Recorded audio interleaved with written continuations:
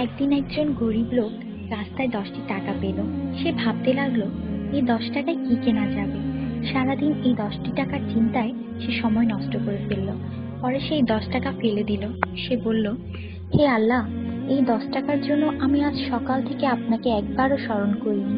সেই সব লোক আপনাকে কিভাবে স্মরণ করে যাদের লাখ টাকা আছে? আল্লাহ সুদ হারাম করে দিয়েছেন, আমরা ব্যাংক বানিয়েছি। আল্লাহ জীবনকে সীমিত করেছেন, আমরা ঘড়ি বানিয়েছি। আল্লাহ পর্দার হুকুম দিয়েছেন, আমরা টিভি, ডিভিডি, ডিশ দিয়ে বেহায়ামি সর্বসাধারণের জন্য করে দিয়েছি। আল্লাহ বলেন, কোরআনে তোমাদের সফলতা, আমরা অক্সফোর্ডের বইকে সফলতা বানিয়ে নিয়েছি। আল্লাহ মিথ্যা বলা নিষেধ করেছেন, আর আমরা এপ্রিল ফুল পালন করা শুরু করে দিয়েছি।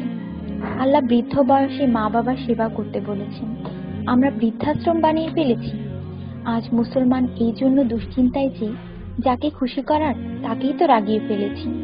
দয়া করে সবাইকে ফরওয়ার্ড করুন, কারণ নেকির দাওয়াত দেওয়ায় নেকিকারীর সমান সওয়াব পাওয়া যায়। একটু ভাবুন, আজান যখন হয় তখন টিভির ভলিউম কমানো হয়, কিন্তু নজর টিভিতেই থাকে। আর মনে মনে বলি, আজান যাতে তাড়াতাড়ি শেষ হয়। এটাই কি আজানের মর্ম? আপনি নিজে আপনার মনকে প্রশ্ন করুন। আজানের জবাব দেওয়ার চেষ্টা করুন, যাতে মৃত্যুর পর কালিমা তাইয়্যিবা আমাদের নসিব হয়। অনুরোধ, এই মেসেজটি সবার কাছে পৌঁছে দিন। বন্ধুরা, আমাদের দাওয়াতে যদি কেউ না আসে, আমরা রাগান্বিত হই। আল্লাহর পক্ষ থেকে আমাদের জন্য প্রতিদিন 5 বার দাওয়াত আসে, আর আমরা নামাজ পড়ি না। তাতে কি আল্লাহ আমাদের উপর রাগান্বিত হন না? এটি শুধু মেসেজ না, বাস্তবতা। দয়া করে নামাজ আদায় করুন এবং অন্যকে উৎসাহিত করুন।